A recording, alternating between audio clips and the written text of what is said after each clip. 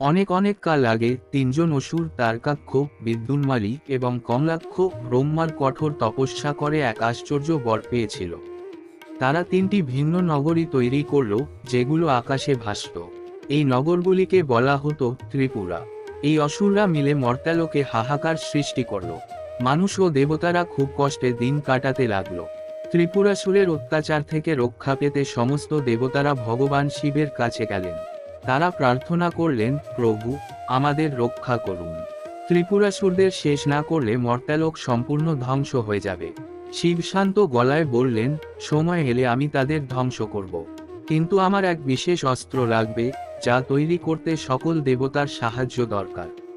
ত্রিপুরাসুরদের বিনাশের জন্য সমস্ত দেবতারা মিলে একটি বিরাট রথ তৈরি করলেন। সেই রথে চেপে শিব এক অনন্য ত্রিশূল ছোড়েন।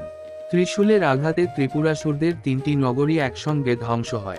সমস্ত অসুর নষ্ট হয়ে যায়, আর মর্ত্যালোকে শান্তি ফিরে আসে।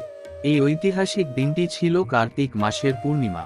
দেবতারা আনন্দে আলোক উৎসব করলেন এবং এই দিনটি দেব দীপাবলি নামে পরিচিত হল। ত্রিপুরাসুর ধ্বংস হওয়ার পরে মর্ত্যালোকেও শান্তি ফিরে এল। মানুষ এই বিশেষ দিনটিকে স্মরণ করে নিজেদের বাড়িতে প্রদীপ জ্বালায় এবং গঙ্গার জলে ভাসিয়ে দেয়। তারা আনন্দে নাচে গানে মেতে ওঠে।